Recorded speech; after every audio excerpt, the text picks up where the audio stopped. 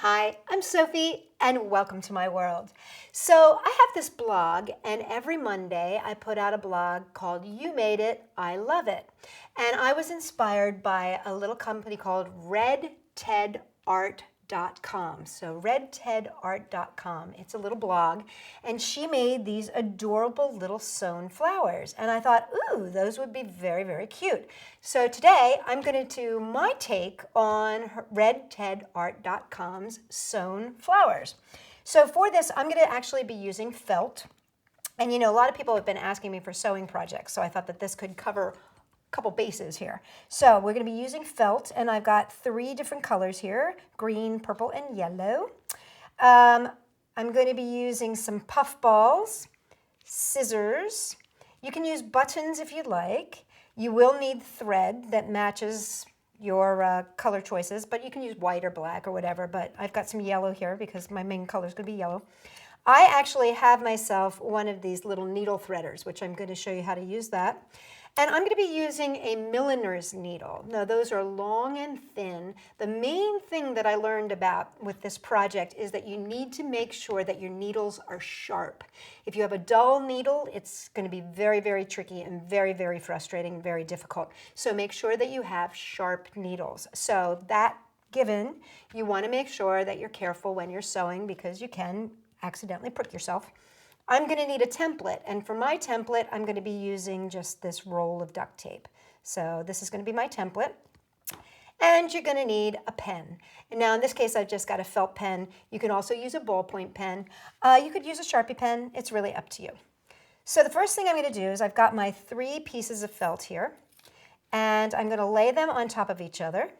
And I actually put a pin in them to keep them from coming apart.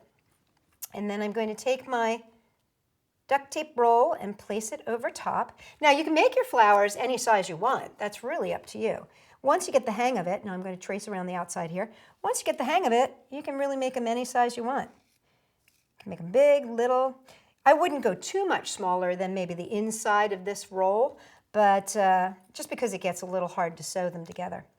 But you could go bigger, way bigger. Okay, so I've got my template there, and then so all I want to do is cut around. And what I like to do is cut on the inside of my circle. Just straight around like that. Now, for these flowers, I'm actually going to be making my petals.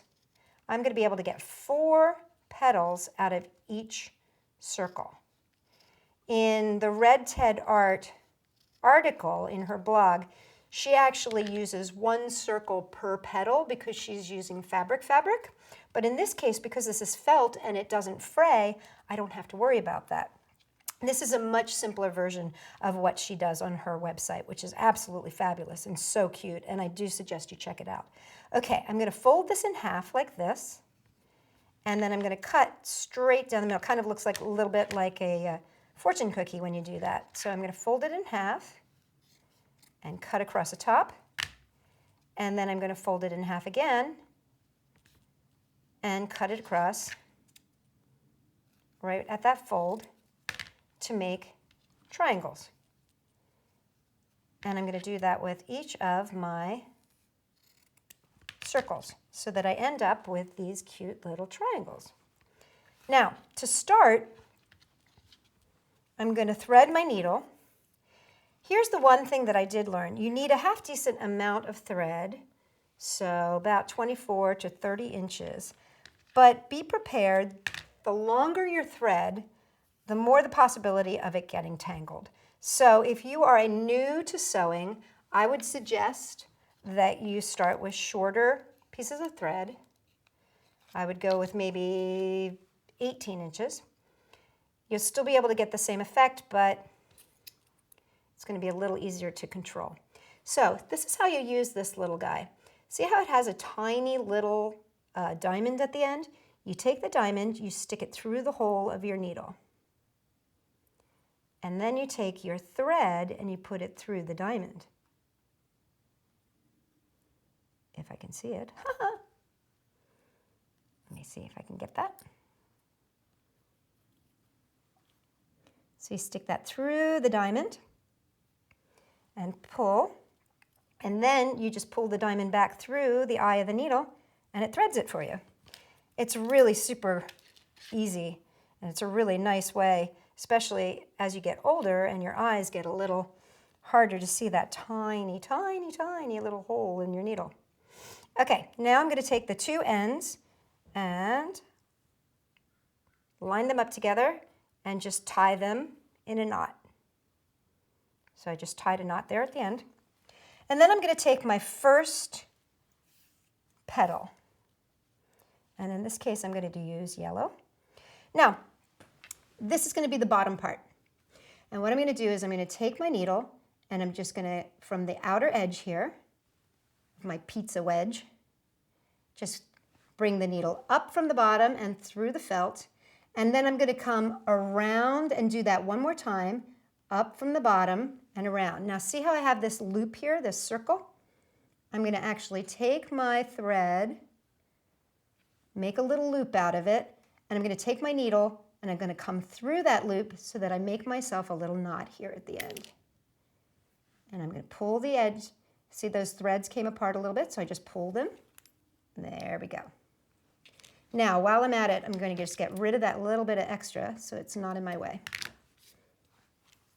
Now what we're going to do is what's called a running stitch.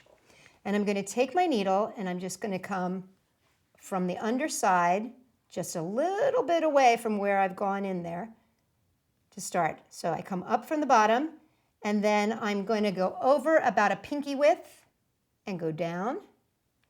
I'm going to come up again about a pinky width. And I'm trying to stay pretty close to this edge here, coming around and going pretty close. Up from the bottom, down, and you can see it's starting to kind of make little waves.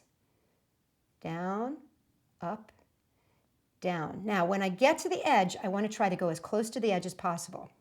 So see that? It's kind of going up and down and up and down and up and down. That's called a running stitch.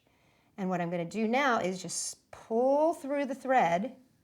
And when I do this, it's going to whoosh this all together. And look, I get my very first leaf. Now, as you can notice, it wants to spring apart, right? So what I want to do is pull it tight. And then I want to flip it over to the back side. Holding that pinched, I'm going to thread back through again. Now this time I'm not going to get too terribly worried about going right through the way that I did come. I'm just going to try to catch the tops of those so that I come across the back side, pull it nice and tight, flip it over, and come back the front way one more time, just like I went went through the back way, through the front way, and see, there we go. Pull that through, and now I've got my little petal. Isn't that cute? Now, just to keep it in place, I'm just going to do one more of those stitches that I did in the beginning, which means I'm just going to come from behind, come up. As it makes a loop, I'm going to come through the loop with my needle, and that's going to tie this off.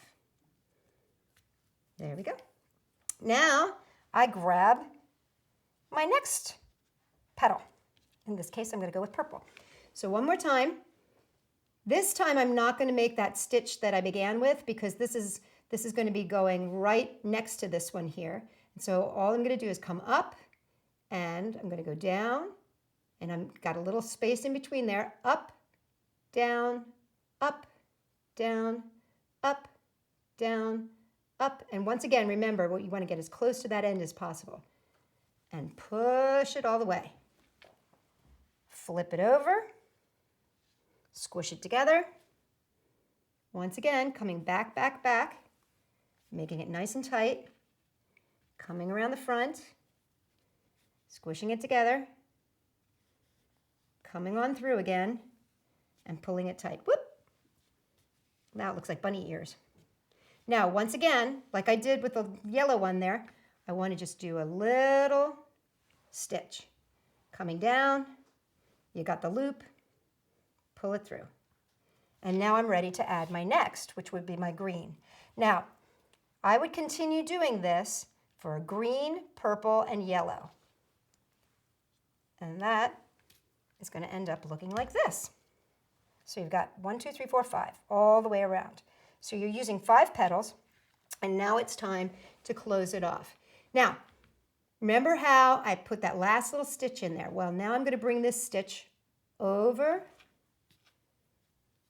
to the first one so that I pull these two together, just like that. And now I'm just going to give this a couple little stitches. 1, 2. There we go. See? And there's my little flower. Now, at this point, what I want to do just to make sure that this stays nice and secure is that stitch that I did in the beginning and the stitch that I do after each of those petal ads. I'm going to take it up and over, and then in that little loop there, come through so that I get a little knot there. Okay, now it's my choice as to whether or not I want to go with a puffball or if I want to go with a button. Either one is great and cute and fantastic, and both are added in the same way. Basically, all you do is come up through the bottom, and if you're adding a puffball, we'll do a puffball on one side and maybe a button on the other side. How's that? And then you get to see both. So I'm going to take it, and then in the puffball, in the center, there is a little core. So go straight through the core of your puffball, and then back through it again, and come out the other side. So I've come through the center of my puffball, and I'm going to go the opposite side, which in this case is the purple, and just pull it through. Now sometimes the thread likes to tangle up on itself, so all you got to do is find out which thread it is and pull. There you go. There we go. Now to add a button, you would come up through, put it through one of the holes of the button, make sure it's not stuck on the leaf, come down, go through the second hole on the opposite side,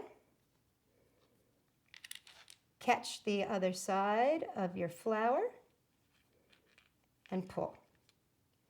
Then to come back and get the other set of holes, come over to the other side of the petal, put a little stitch in there, come up, and go down on the opposite side. And you can pull your button to the side so that you can just catch it on the side there. And you don't need too many stitches here, but you're just catching it, coming through the hole, and down again. And if you feel like your puffball needs a little more security, come back through all the way, go down through that puffball, and come back the back through that button, like that. Now we got both sides. Okay, so now we're ready to tie her off. So we just pull it through one last time. And I like to just catch it right there at the corner, come up, take your needle through the loop, pull it off, cut it, and there you go. You've got a two-sided flower here. One side has a puffball, the other side has a button. If you put a button on the back of this, this is perfect to glue onto a headband or to make onto a buttoneer. You could put it right here with just a glue dot. I could have this attached right here to my overalls. But you can make it into a pin, you can make it into a necklace. Now the sky is the limit. And that's all there is to making your own very cute felt flower. Thank you very much, redtedart.com, for your inspiration. For more fun things inspired by you and other things that I see on the web, come and check us out at Sophie-World.com.